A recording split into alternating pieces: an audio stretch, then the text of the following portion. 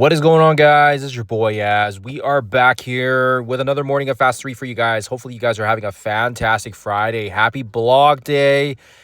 Today is the big day. Let's see what happens here with the blog. Lots of stuff floating around in the rumor mill, and of course as well with yesterday's blog update as well with regards to the next Battle World dystopia, right? Maestro has been he's been hinted out for a few months now, and finally we actually have a confirmed date, right? We've got basically confirming here he's going to be live on June the 9th, which is it's not next Tuesday, but it's the Tuesday after. So I think the next week we're going to get the Storm Tower, and we're going to get the Surfer Breaker Scourge coming back as well here. That should be in the blog. I will be surprised if they don't have it on there, but yeah, I'm almost like 99.9% sure they're going to have it on there. On top of that, we also have the War Tower Part 2 coming back today as well. So yeah, between this week and next week, and of course as well the week that the Maestro starts,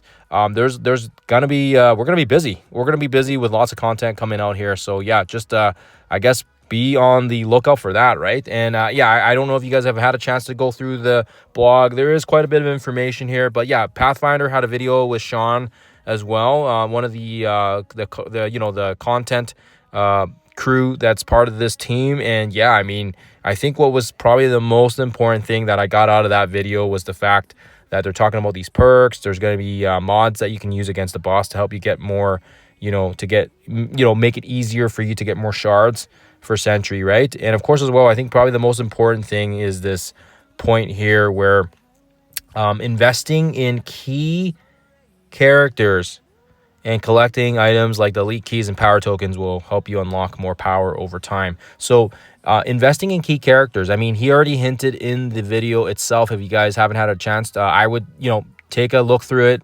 watch it, see if there's any hints or any Easter eggs you can find. But he did, very obviously, blatantly say that Eclipse is going to be one of those characters that you're not going to be able to skip, and you're going to need her basically for the elite missions. So time and time again, the Daring Warriors are going to be leading the charge here. And again, and I think there's a point down here as well where they kind of talk, like I said, about the missions, about the different tasks here. But Daring Warriors will lead the charge, and all elite missions will require them, and they're going to be extremely effective against Maestro as well. So, I mean, if you guys are a PvE geared towards Alliance, and maybe you don't care about, maybe you don't really care about Cosmic Crucible anymore, or maybe you don't care about the arena, well, Battle World's definitely going to be one I think people are going to start caring about, because now it's like, whoa, we can get more shards on Maestro, and we can help the Alliance overall, get this guy as unlock, right? Now, having said that, look at how many times they've pumped out Sentry,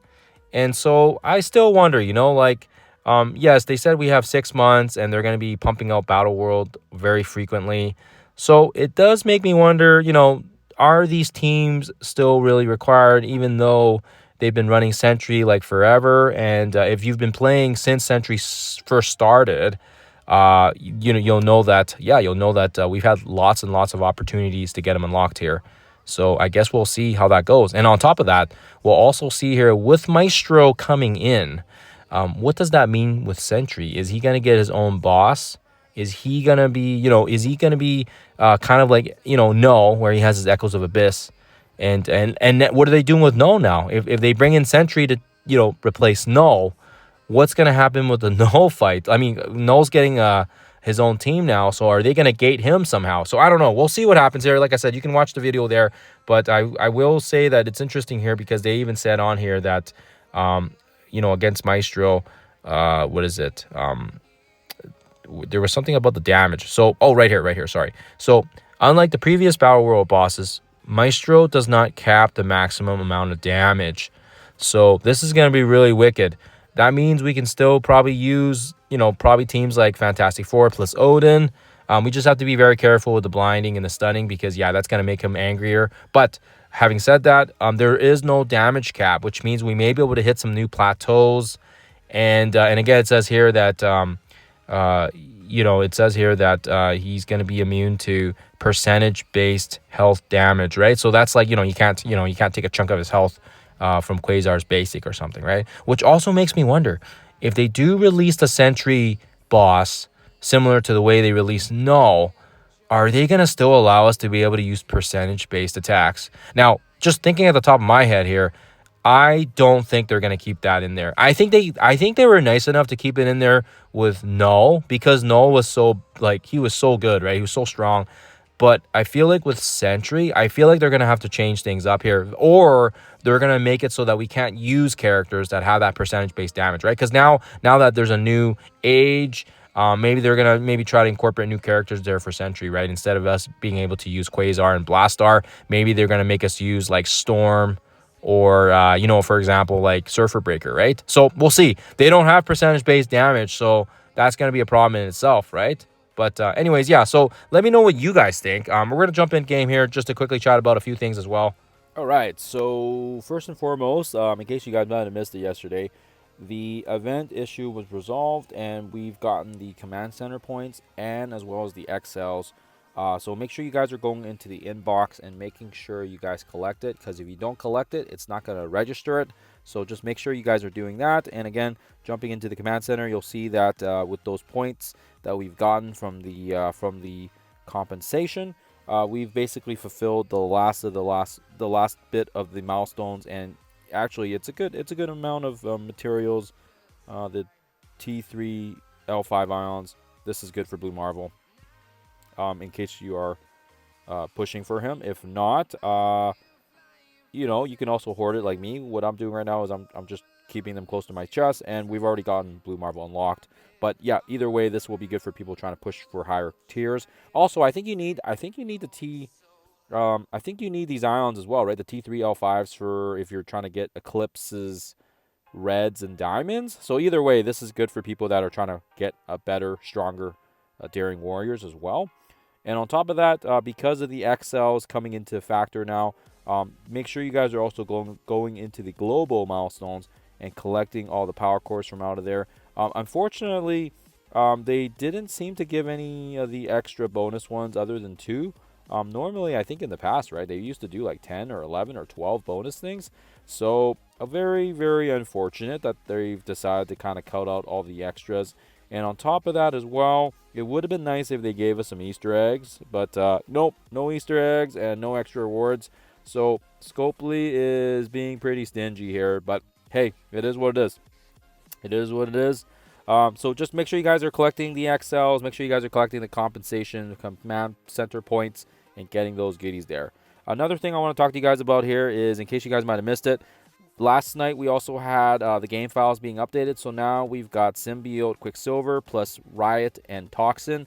And what's very, very interesting is the fact here, if you guys can see on screen, is that Symbiote Quicksilver is a 15 shard unlock. This is very interesting because that means it's a 1-star unlock. And so that right now that's telling me he is going to be probably a very unique unlock style.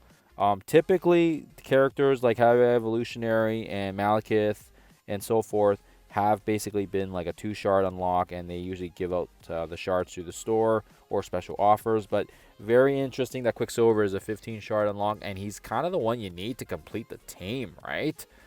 So I wonder how they will milk us here, and if we will need to use offers and buy him, and we'll see. I don't know if I want to put money yet back into the game here, but we will see here. I do really like this team, so we'll see. We'll see if they can sway me, I guess. We'll see. We'll see what happens, guys. We'll see what happens. But anyways, I wanted to let you guys know. And on top of that, if you go into the squads, they've updated the Age of Fear squads as well, or whatever, and the arena squads. And again, I just want to kind of reiterate, like, should we be concerned? Like, Fantastic Four is getting phased out. Are they still a good team? Yes, they're still a good team. I wouldn't worry too much right now, because at earliest next week will most likely be Riot, as seen in the data mines, and then we'll probably most likely get Toxin shortly after, or maybe Symbiote, Quicksilver, depending on, like I said, depending on what his release method is. But I'd say right now, at the earliest, we're still looking at another 3 or 4 weeks, which is pretty much like, I want to say, the end of June. So we're probably still okay for a little while. And I wouldn't worry too much and stress out about it. I'd say keep calm, carry on. Let's see what happens when it actually does happen. And of course, as well, The best we can do right now is hoard our resources and keep those, keep our materials and ability orbs and all that other stuff close to our chest here so we can pivot when it does happen. And of course, as well, depending on the towers and whatnot, we'll see what happens here in the coming weeks. But yeah, like I said, keep calm, carry on. There's also going to be the war tower that's happening today as well here. And yeah, just making sure you guys are ready for that. We'll get some footage out for you guys when we can. Unfortunately, I do have another ball game. I'll see if I can get some footage during the game time. If my kids are doing okay and I have some time, I'll definitely try to see if we can figure it out here. I'll see if I can get some gameplay video for you guys too as well, and a preparation stuff if I have time today, just to kind of quick chat on the rooms again here and what I'm going to be doing here, and then it gives you guys an idea of just some early preparation. But other than that, guys, that's all I really want to talk about the war side of things. One last thing I'll leave you guys with here is the quick data mines. Okie dokie. So shout out to our boy Boyon. He was the first to break the news on this. I was picking up the kids when I saw the data mines pull up, and I was pretty amped for it. So again, thanks for the data mines, boys. Rage and Boyon are always on top of it. So in case you guys might have missed it, yeah, it does look like the next leaderboard event is going to be for a 5 diamond. Here it is, a 5 diamond eclipse and 5 diamond night thrasher. And so I think the blog will probably most likely have some indication on that. And of course as well, it does look like they have this weird G21 super orb as well. So yeah, I know usually from data mines, they usually try to update the offers first, and that's kind of where we can peek into the offers and what deals they might have, because that's usually the first indication of the data mines. So anyways, I just thought it was interesting to see that they had another super orb thingy. Collect these fragments to open up a G21 super orb. So yeah, I don't know what kind of fragments these are. Could very well be, maybe some sort of energy spending. Maybe. I doubt it, but you never know. Hey, you never know. And of course as well, it does look like they have this Riot diamond orb as well. So yeah, this I think tells me right away that Riot's going to be the first one up for grabs for next week. And most likely, I'm going to guess probably Thursday, probably Wednesday or Thursday. Usually they do it on the Thursdays, and it'll also make a lot of sense because I think maybe we'll get Morph in the store then, and then we'll have things rotating out and have High Evolutionary permanently in the store slot. That's the timeline anyways. We'll have to see how it goes here. But other than that, guys, let me know in the comments below what you guys think of this. Let me know in the comments below if you guys are amped or not amped, or if you guys are, looking forward to the War Tower Part 2. But other than that, guys, I hope you guys have a lovely Friday. I hope you guys have a lovely start to your end of the week here. And of course, as well, we'll get some gameplay footage out for you guys when we can. Other than that, thank you for watching. Thank you for tuning in. I'll see you guys when I see you guys.